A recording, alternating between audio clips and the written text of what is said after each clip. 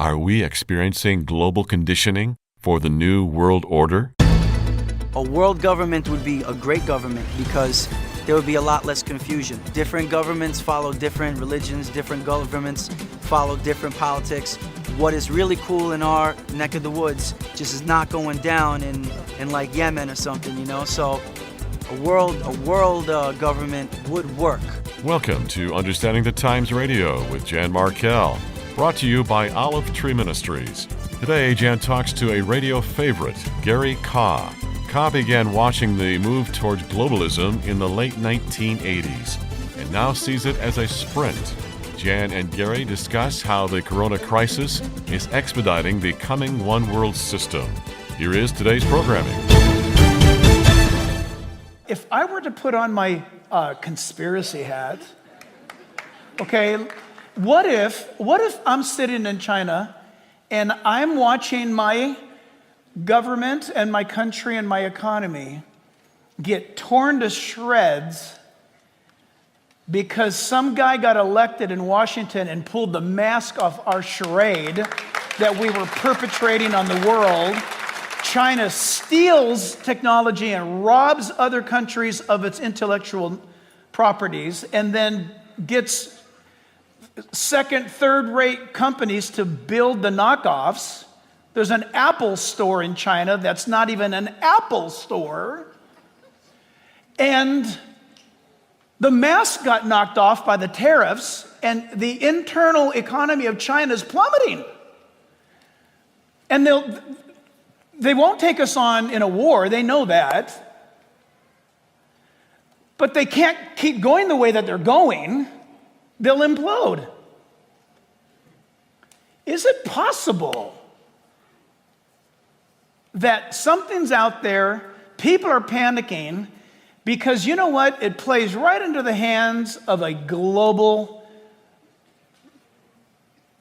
government type of thinking, globalism.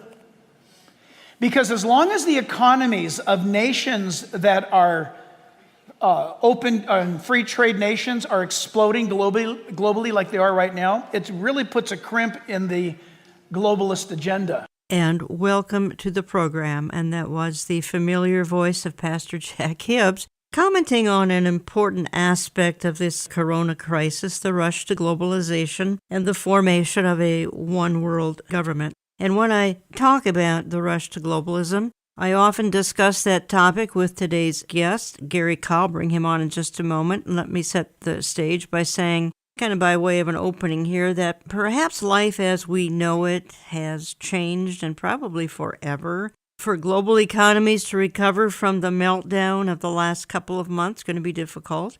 And the world's globalists have wanted, and they have waited a long time for a crisis. The ultimate crisis in the world that will bring the rush to a one-world system will be the rapture of the church. But before that, we have some birth pangs, of which the corona crisis is perhaps the largest, certainly since World War II. And right now, over 200 nations are burdened with the fallout and ripple effect of an invisible enemy. I've watched segments of the church. First of all, I've watched a lot of the world, but now I'm watching segments of the church behave in an embarrassing manner. For instance, televangelist Jim Bakker was forced to quit promoting his silver solution as the answer to the global health epidemic. I also watched televangelist Kenneth Copeland declare a date in late March that he said the crisis ended, yet thousands continued to die. I wish men who behave this way would choose a timely time to retire, and I think, quite frankly, that time is now.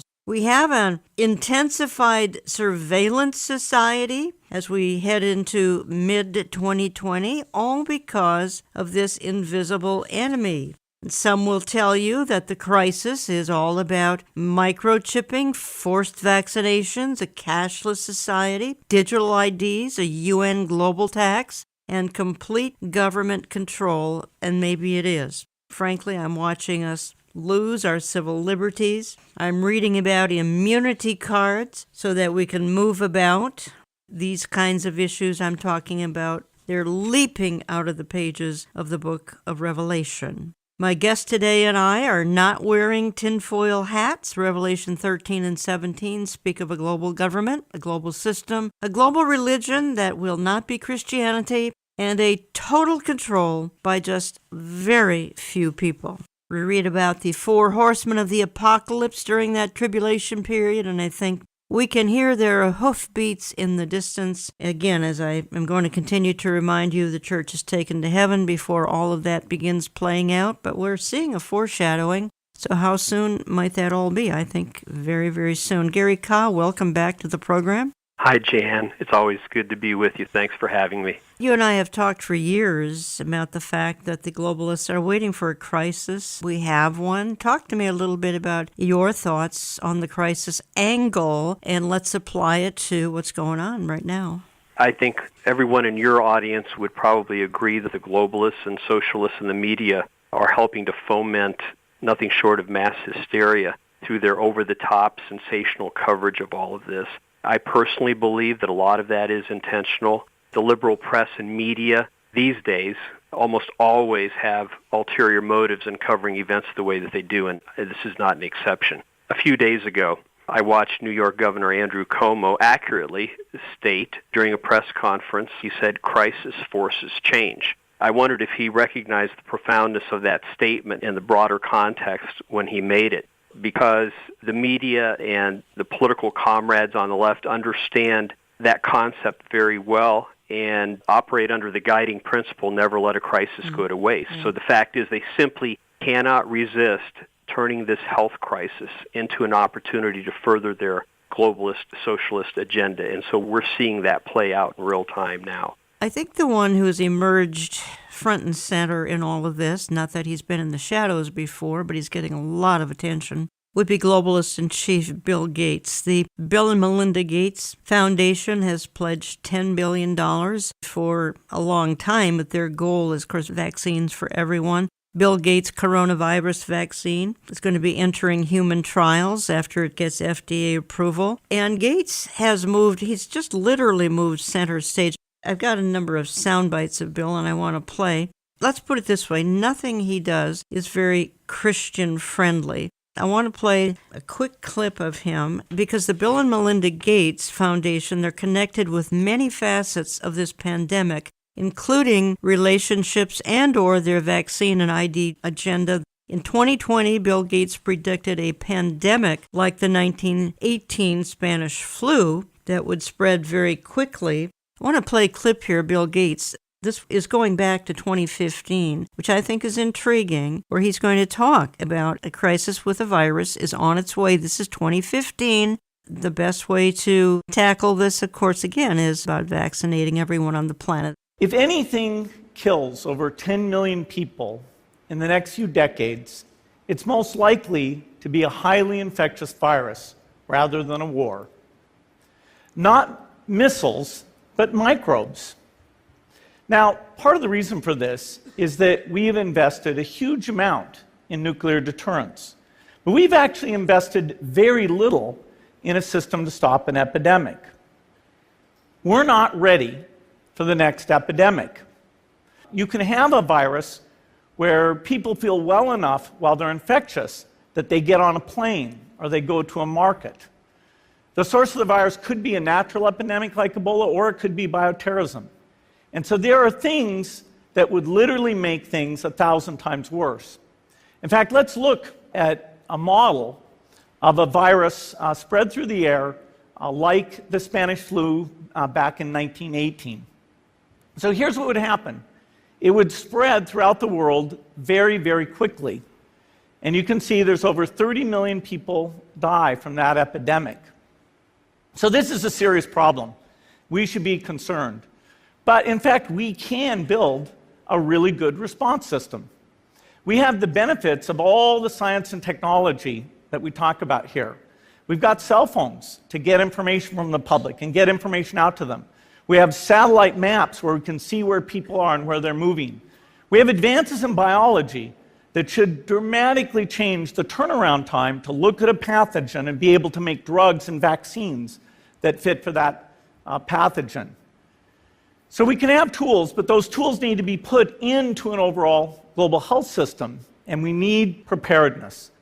The best lessons, I think, on how to get prepared are, again, what we do for war. Gary Ka, the chatter online is almost like Bill Gates is Antichrist-esque. He may be a forerunner, I don't know, but your thoughts? When I was researching over the last 3 weeks this whole coronavirus and some of the push behind resolving it and where it's coming from and what's being proposed, I have come across Bill Gates' name over and over again. Their foundation has been supporting a number of different developments, moving us toward globalization, a global vaccine, a digital ID for everyone. If I may, I just want to focus for a moment on something that took place last October called Event 201. There were some very powerful players allied really with Ghebreyesus, the head of the UN's World Health Organization and the United Nations.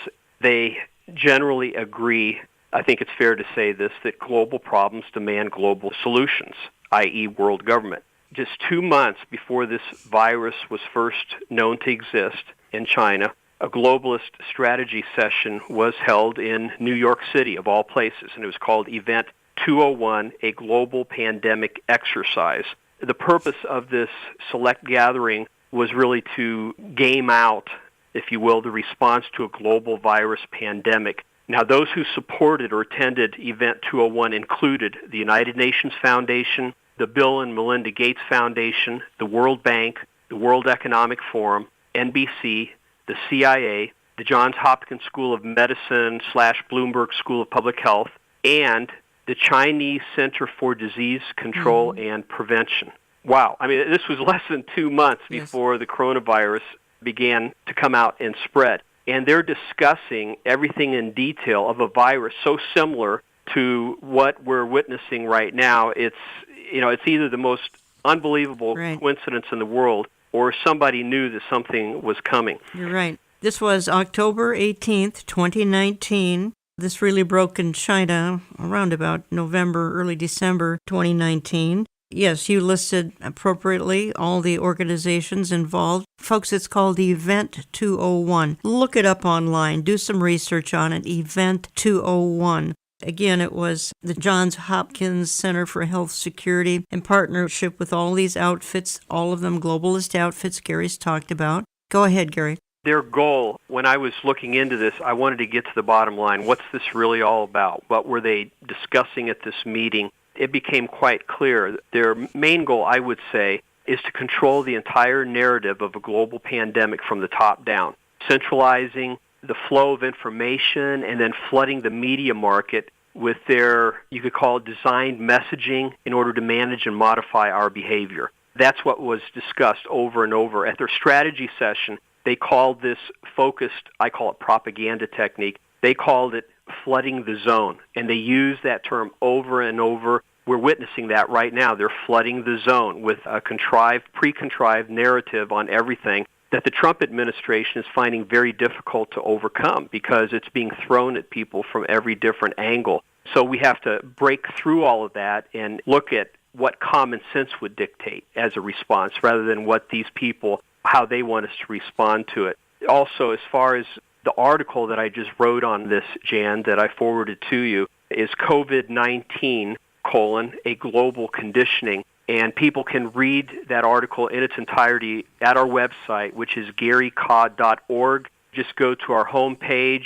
You can click on that article. Also, the article before that, which is quite relevant, which is titled It's Game On, which I wrote back in January. So I hope people will take advantage of that and be informed on this. And I just want to say this, Jan. Honestly, I am so sick of talking about this virus and seeing it every time I turn on the television or radio.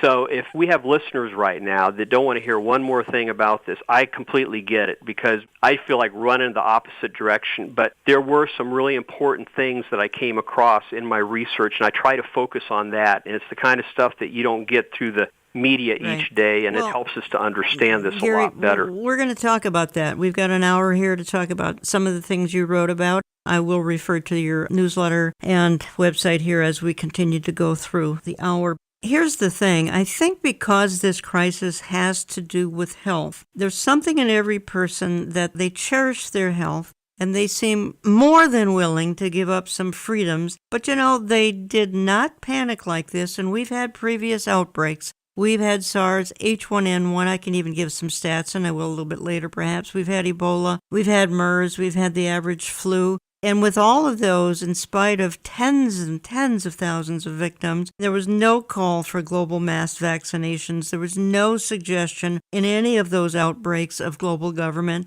Of course, Donald Trump and the U.S. stand in the way of global government. You obviously see the globalists and the socialists and the leftist media are fanning the flames of all of this, which I don't think they did in the outbreaks that I just already mentioned, H1N1, etc. No, they were ready to jump this time. Everything was in place. In fact, they were antsy. They were hoping they could move forward on something like this even before now, but they really haven't been able to. The ultimate goal as far as global government is concerned by globalists is they understand that the global economy has to either collapse or disintegrate to a large extent in order for them to be able to introduce their new global economic system that is central to what they want to do in the future under a global government. I think they view this pandemic as a way to help orchestrate that, to intensify the call for globalization and a type of false global unity. We all want to see this crisis solved, and to the degree that nations can cooperate in doing that, that's great. But there's a lot more to this when you do the underlying research and you see the organizations involved in pushing all of this forward. It's the same old groups that I've been writing about for 25 years. And let me say just a little bit about your background, and I have. Every time we've talked on air, I've given extensive background.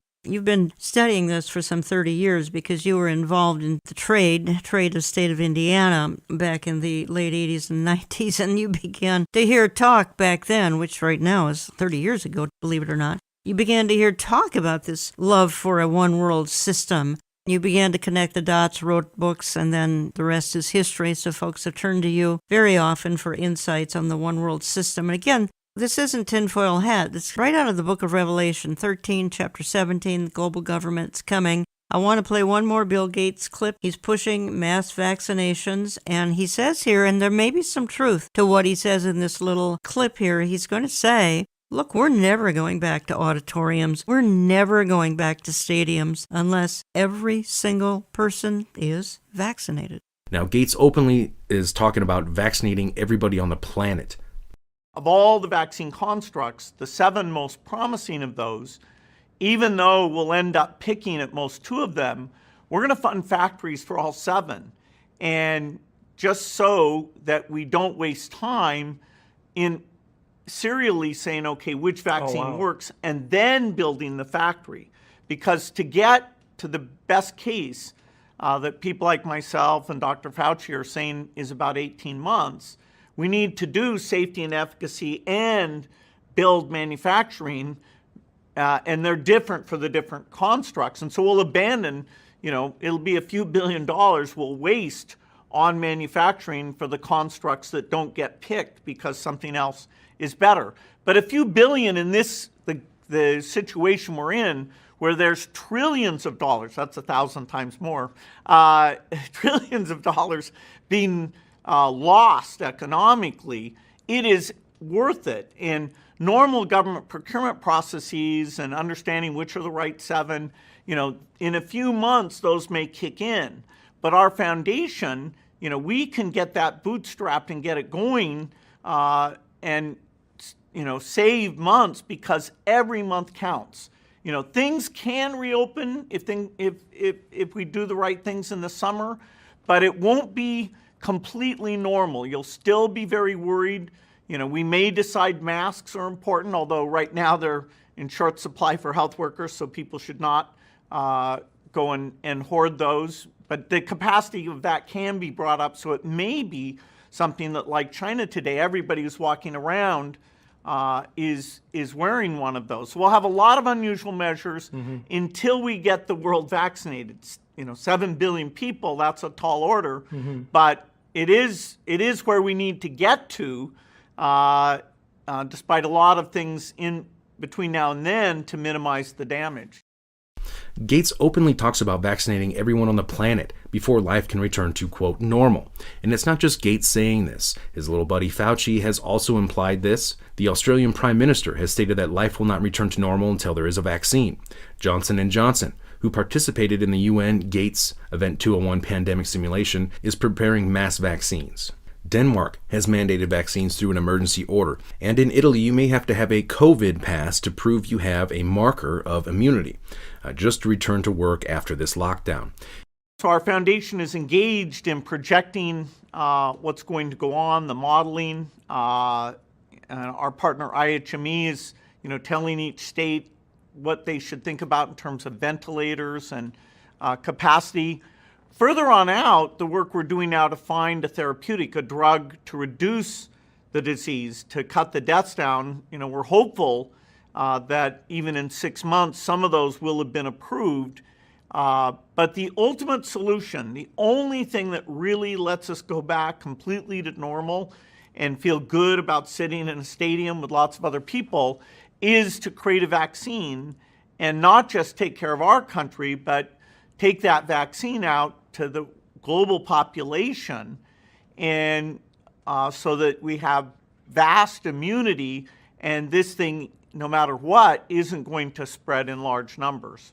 You're listening to Understanding the Times Radio. Jan Markell. I have on the line Gary Kah. You can learn a lot more at GaryKah.org, and I'm playing off a recent article of his that will be posted at GaryKah.org. Gary, and I want to get to ID 2020 in just a moment or two. First, let me just build a little bit on what Bill Gates has just talked about, that we're never going to feel secure going into a crowded location again. I want to pick up on something else, and that is his love for population reduction. Again, we may sound conspiratorial, but he's very open about this, reducing the population enormously. The Bill Gates Foundation has been involved in funding so many different aspects of the globalist agenda, especially over the last 10 years, and it seems like it's increasing in momentum. But what I found through my research on the crisis we're facing right now is that there is a very close connection between the push for a global vaccine and the pursuit of digital ID. In fact, it appears that there's a marriage of sorts taking place between those two. Yeah. And I'm concerned that a global vaccine for the coronavirus could actually be tied together with a digital ID, because the Gates Foundation is supporting both. And there's an equal drive for this within Gavi, which is the Global Alliance of Vaccines and Immunizations. And so to see the Gates Foundation working closely on digital ID as well as with Gavi, I think is a legitimate concern and something that we need to keep our eyes on. Right, but inherent in these organizations is a longing to reduce the population of the planet from 7 billion down to 500 million. We've got the Georgia Guidestones, my goodness, erected in Georgia in 1980, spells out the globalist goal of reducing Earth's population through eugenics and other means. They want the population reduced to a few hundred million. I know that sounds terrible, and I'm going to keep hammering on it because it's a reality. They want a one-world government. That is spelled out on the Georgia Guidestones. You're absolutely right. So we do have to take that seriously, because that's what the people at the forefront of the globalist drive believe and what they want. If I can bring for a moment into the picture Tedros Ghebreyesus, please, director of the World Health Organization. Early on, he did everything possible, really, to downplay the severity of the coronavirus. When you look into his background, he's an Ethiopian socialist revolutionary. Mm-hmm. He's a close ally of China. He clearly wanted to protect China's image as best as he could early on as this virus spread. But I believe there may have even been more to his story and his motivation. And I want to be careful here. I don't want to falsely accuse anybody of anything, but is it possible that maybe he actually wanted this virus to spread, that he wanted to give it some time to get out there? Because he dragged his feet for so long when he knew there was a problem. He knew what was going on in China. He's so close to him, it would have been impossible for him not to when other people were finding out about it. This idea of a global problem demanding a global response and solution, it's a platform, if you will, to help push things toward global government. Ghebreyesus happens to be a strong advocate for universal health coverage. He's big into the green movement, the global climate and environmental change, and very radical on all of that. And he also wants to dramatically transform and empower the World Health Organization. And what organization more than any other has been pushing population control around the world? This virus certainly takes out quite a few people, not near as much as what globalists would like to see in terms of an overall reduction in the population of Earth. But it's a start. I realize this sounds incredibly evil or wicked, and it is, but I mean, even to accuse somebody of possibly wanting that sounds evil, but yet they've come out and said it. They've set goals for population reduction, and there are only a few ways that you can reduce the population of the Earth, and this is one of them. The Gates Foundation is the second largest contributor behind the United States to the World Health Organization, which, as we speak, we know that some of the powers that be in Washington are re-examining all of this support of the World Health Organization. And I'm glad you gave some of that background on this fella. The Ethiopian, he's socialist Marxist, obviously very close ties to communist China. Folks, I want to continue our discussion here. We're talking about some civil liberties are leaving. We've got a strange new value system here in America where, okay, let's just say liquor stores are essential, but churches are not. Churches are being slammed shut, at least they were around Easter time. We've got a mayor of New York City who says to the churches there, if you don't behave, I'm going to shut you forever. So we've got some almost dictatorial-like conversation coming from particularly some on the left. I referenced coming into the program. We've got conversation about immunity cards you're going to have to carry about.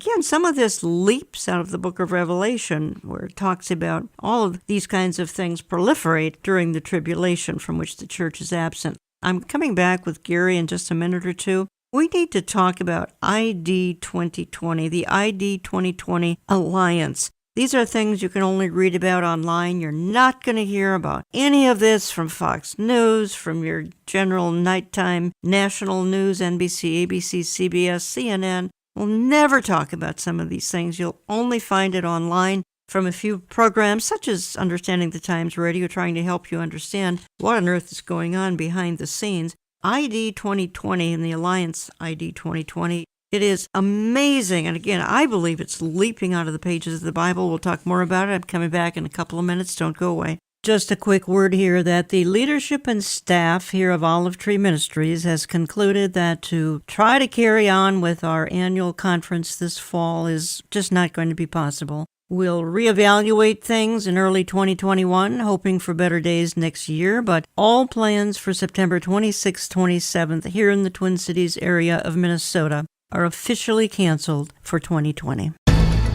You can kiss goodbye any semblance of civil liberties and freedom and control over our personal lives, because this is going to be universal, and you're going to have this coming digital ID eventually mark to do anything on the planet, and we're seeing the beginnings of this. It's ready to go. The technology is there. They're just waiting for the right opportunity to implement it all. We know you lead busy lives. If you can't catch Understanding the Times Radio on one of our 900 radio stations, catch it electronically at your convenience on our website under radio at hischannel.com, on our YouTube channel, on oneplace.com, or via the oneplace.com mobile app, where a new program is downloaded every Saturday morning. All of these electronic options have years of archive programming available. Now, here are Jan Markell and Gary Kaw to wrap up this hour of programming. The affirmative task we have now is to actually create a new world order. We have before us the opportunity to forge for ourselves and for future generations a new world order. A world where the rule of law, not the law of the jungle, governs the conduct of nations. When we are successful, and we will be, we have a real chance at this new world order, an order in which a credible United Nations can use its peacekeeping role to fulfill the promise and vision of the UN's founders. There's a need for a new world order, but it has different characteristics in different parts of the world. Never before has a new world order had to be assembled from so many different perceptions or on so global a scale. nor has any previous order had to combine the attributes of the historic balance of power system with global democratic opinion and the exploding technology of the contemporary period. After 1989, President Bush said, and it's a phrase that I often use myself, that we needed a new world order. I think his task will be to develop an overall strategy for America in this period when really a new world order can be created. It's a great opportunity. It isn't just a crisis. What is at stake is more than one small country. It is a big idea, a new world order, where diverse nations are drawn together in common cause to achieve the universal aspirations of mankind: peace and security, freedom, and the rule of law. So, in conclusion, ladies and gentlemen, a new world is emerging. It is a new world order with significantly different and radically new challenges. And welcome back. I encourage you to sign up for my print and e-newsletter where we talk about things like this. Those were the voices of Joe Biden, George H.W. Bush, Henry Kissinger, John Kerry, Bill Clinton, UK Prime Minister in the past, Gordon Brown, promoting the concept of a one world, new world order. Gary Kah, give me your thoughts on this. Obviously, it's not a coincidence that all these people are using the same terminology. They all have a track record of being globalists. Some of them have gone beyond just using the term New World Order, which is more mysterious. They've actually come out and openly called for world government, something that Gordon Brown continues to do. Just a couple weeks ago, again, came out very openly in favor of having a world government needed to solve this crisis. I think 30 years ago, people were more careful in how they use that term, but now because there are so many people in the world that have already been conditioned and are backing their efforts and want to see a world government, they're becoming emboldened, and so we're seeing this much more out in the open. They're not really hiding it anymore. We need to understand, too, Jan, that the socialist movement is one and the same with the globalist movement. It's a global socialist movement that's trying to develop this world government. So as we see the increase in socialism, those who prefer socialism in this country, now over 30%, that also trends favorably toward globalization and having a world government. People need to connect those two dots and realize it's one and the same. Talking for the Hour with Gary Kah. You can learn more at GaryKah.org. I invite you to check out my DVD I made a year ago, Hidden in Plain View, The New World Order in Bible Prophecy. That's in my store, olivetreeviews.org, olivetreeviews.org. My office a call. It's in my print and e-newsletter as well. If you write to us, would you always tell us how you listen? Maybe you're listening on our 900 radio stations or YouTube, his channel, or oneplace.com. Let us know how you listen. It helps us process things here in the office. Want to move on. Gary, your thoughts on the loss of the civil liberties as you and I are speaking? It seems like every day there's the potential loss of more and more civil liberties. Again, this immunity card that they're suggesting now that everyone's going to have to carry about with them to get into any kind of a venue. Give me your thoughts on this. A lot of this is moving forward right in line and parallel with ID 2020 that you just mentioned a few moments ago. So I just want to focus on that for a moment. There's a group of very influential globalist partners. They're known as the ID 2020 Alliance. They are pushing very hard to develop a digital ID that really every human on the planet will need to do just about anything if they have their way. Based on the ID 2020 Alliance Manifesto, which was drafted back in 2018, by the way, in partnership with the United Nations High Commissioner for Refugees, this coming digital ID will be touted as a fundamental and universal human right. That's how they're going to try to bring this in, a fundamental and universal human right, even though in reality we're going to be giving up a lot of our rights in order to move forward with this digital ID. So that's what we have to be aware of. They make it sound so good, Jan. It's all about privacy and everyone being in control of their own digital identity. And when you look, again, at the organizations involved that funnel into ID 2020 Alliance, it's a body consisting of top government leaders, technologists, global banking reps, distinguished members of academia, UN agencies, NGOs, and various strategic private sector companies. When they met in New York City for their ID 2020 summit last fall, they did so, in their own words, to explore the potentials and challenges of digital identity. But the particular summit, the last one, when you look at it, it was completely sponsored by globalists. It was sponsored by the UN Office of Information Communications Technology, the UN Refugee Agency, the International Telecommunications Union, and also the Danish mission to the UN. So you have these and other partners, but the most influential ID 2020 Alliance partners were Microsoft, Gavi, G-A-V-I, it stands for Global Alliance of Vaccines and Immunizations, the Rockefeller Foundation, Accenture, the UN, and various international banking leaders, as well as the World Economic Forum. And this is key because they've been using the World Economic Forum as a type of launching platform for their ID 2020 programs. So that's actually where ID 2020 launched their certification mark, something new. They did so in January of 2019 at the World Economic Forum in Davos. There's so many players in this, but it's the same people that have been pushing global government for years. They're also behind this ID 2020. And if this goes through, you can kiss goodbye any semblance of civil liberties and freedom and control over our personal lives, because this is going to be universal, and you're going to have this coming digital ID eventually mark to do anything on the planet. And we're seeing the beginnings of this. It's ready to go. The technology is there. They're just waiting for the right opportunity to implement it all. A lot of people are speculating this is the mark of the beast. Folks, remember, to have a mark of the beast, we need a beast, okay? The beast isn't here yet. The beast shows up, the Antichrist shows up during the tribulation. Now, is this a precursor? It absolutely could be a precursor. It could even be a warning sign here to Christians. Again, the church is not present when the beast shows up, but nonetheless, I don't know that that is the point. The point is the hour is so late.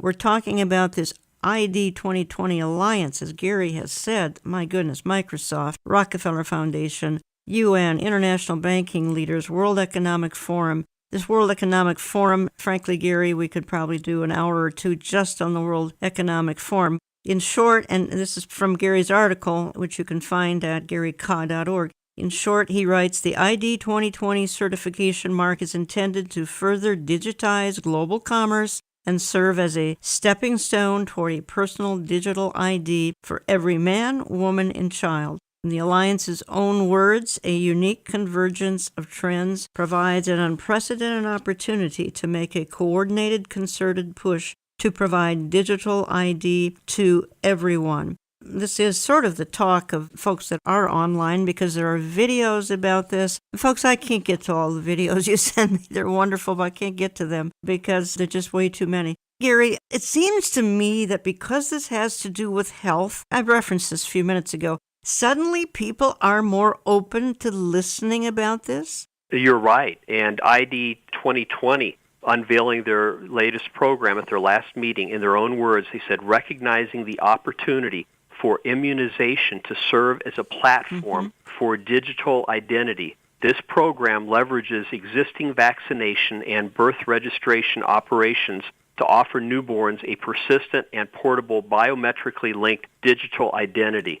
So they tie together vaccinations, immunization with digital identity. And this is kind of a new thing. This is a big step forward toward globalization and having a universal ID for everyone. And I wrote my article, I said, here's the bottom line. Dedicated globalists involved in so-called solving the COVID-19 pandemic are also putting in place a one-world cashless commerce system that will include a device-free digital identification mark for every human being.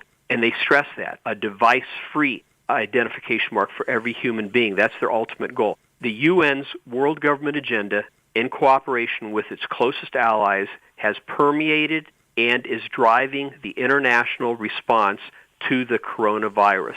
And I went on to say, if pro-UN globalists can't pull off their New World Order on this round, they'll simply learn from this experience, make a few adjustments, and try again later. And could they try again either with another pandemic or what they keep saying, corona is going to kind of come and go, just like the common flu comes and goes. Okay, so we have it again early fall, let's say, for discussion, or next January? Are we going to go through this all over again? Don't you think, Gary Kahn, that most of society will be more than willing to line up for a vaccine? I believe they will. It's still about a year away, is what I'm understanding, at least if it's going to be tested properly and so forth. What I'm waiting to see is, are they actually going to attach to that vaccination some type of digital ID system? And that remains to be seen. I don't know if they can pull it off that quickly. They're ready to do it, but if they feel that the public isn't ready to receive it yet, they might not. So that's what I'm keeping a watchful eye on. Well, and that's where the idea and the conversation and the chatter online, of course, is this part of the Mark of the Beast system? Folks, we don't know. And then comes the dilemma, do we take this or not? Again, to have the Mark of the Beast system, you need a beast. We need the Antichrist. And is this going to be implemented before the tribulation? We don't know. I think the point is, the hour is so very late. And I think the other point, Gary Ka, is the fact that the world is in such turmoil. The fact that there's just such gross economic damage being done as we speak. We don't know how long this is going to go on, but the world is just kind of, I think they're getting set up again. I keep saying, for this man with a plan, this Mr. Fix-It, they're going to be crying for a savior pretty soon unless things can turn around. And I appreciate some of the positive words coming out of our president and vice president that things are going to turn around and go back to normal. I personally don't believe that. What are your thoughts? I see some positive things coming out of this crisis, but I see a lot more negative. If 20% unemployment is reached in this country, it doesn't matter what President Trump does, we're not going to be able to make a full recovery. I mean, not anytime soon. There's just no way. I saw a survey recently that said at least 5%, if not 10%, of all restaurants will be permanently closed. Right. They're not going to make it through this. They were operating too close to the edge already. And the same can be said for other businesses.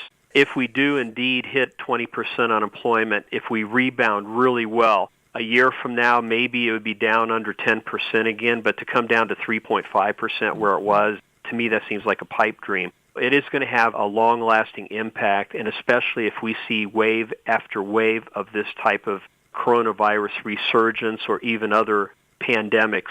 All of this plays into the hands of the globalists because they're going to use every opportunity they get to further their narrative and call for world government as the solution to it and trying to empower the World Health Organization. Having said all that, maybe even a bigger concern than all of this is the fact that we're already in a politically charged atmosphere in this country where you see socialists coming down really hard against Christians and Jews. We're increasingly being viewed with contempt by the leftist media and this growing socialist movement. It wouldn't surprise me in the least if ultimately somehow Jews and Christians are somehow blamed for the COVID-19 outbreak, even though it began in China. And in fact, I just got some information from a friend in Israel. We see this already beginning to happen in the Middle East. There's propaganda currently being circulated in parts of Gaza and the West Bank saying that the Jews are behind this virus. Mm-hmm.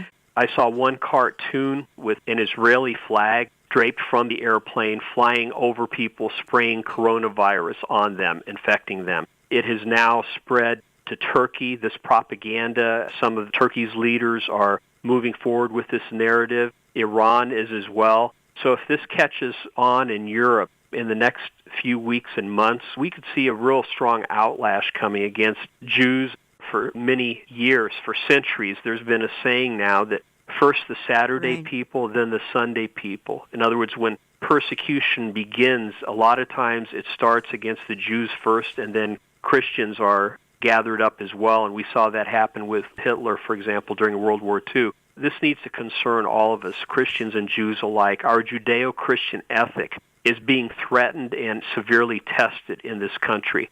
So we need to be able to take a bold stand. We need to do so in a spirit of love and truth. But we can't back down. We've got to be bold while we can be bold and get the gospel message out and share the truth in love. Because I don't believe we're going to have a whole lot longer to be able to speak openly like we are right now in this program. And I don't believe that's a pessimistic view. I believe it's just reality. This is where things are going. And if you can't see that right now, you're at least part of the way asleep, and you need to wake up and get with it and pursue the Lord and be walking in step with Him, because He wants us to be knowledgeable. He does not want us to be deceived. He wants us to be aware of these things so that we can be discerning and effective for Him in these last days.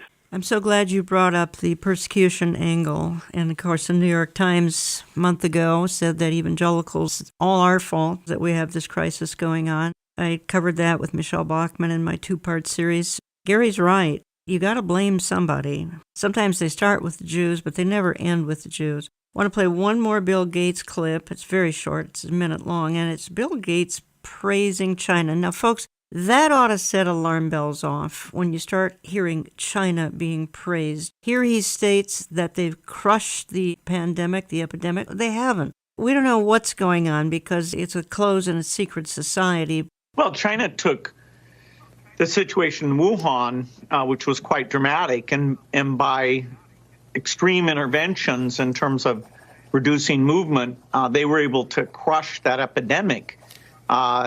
Those hospitals are gone. Look at the commerce. Stores are open now in China and nowhere else, whereas before it was the opposite. And so it's a real thing that they took a significant number of cases, not only flattened it, but brought it down to very small levels.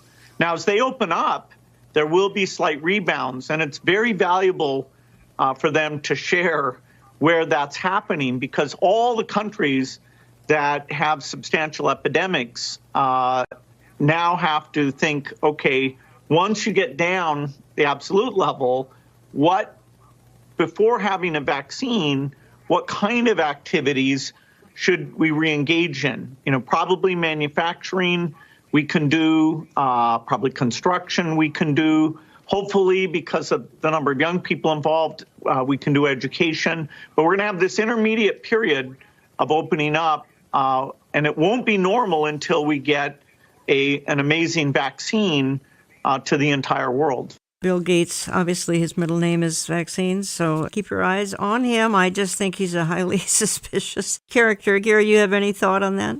He, as well as the UN, working in sync with each other, they seem to reward China. In fact, the UN Human Rights Council, which has a dark history of supporting and being closely allied with various Marxist leaders around the world, they just recently appointed China to a special panel on this controversial council. That's almost unbelievable, but it should tell us a lot.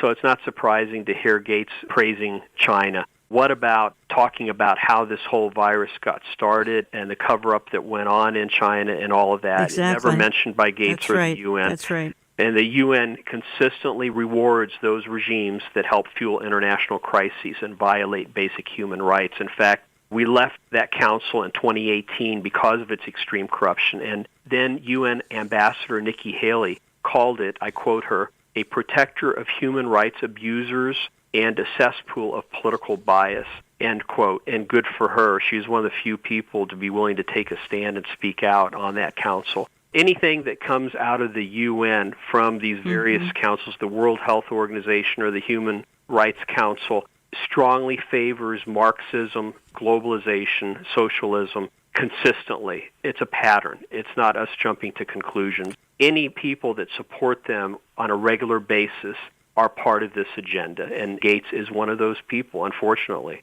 And the World Health Organization is encouraging people, frankly, lots of outfits are encouraging people to stop using cash, to pay digitally only due to this virus. The WHO is telling the public to avoid cash. It's hardly a surprise. Research has found the coronavirus has been found to live on surfaces for as long as 9 days. Well, it's going to live on plastic too, folks. But nonetheless, Gary, it's kind of leaping out of the book of Revelation because they're pushing no more cash, no more cash. And I don't know of too many people who do carry a lot of cash any longer. Here again, when this becomes headline news, stop using cash, you have to start connecting some biblical dots. Much of the sensational media coverage surrounding this virus is really intended, I believe, to facilitate a transition involving our currency and going cashless. That's where all of this is going. In fact, the central banks of many countries are, even as we speak, preparing for a switchover.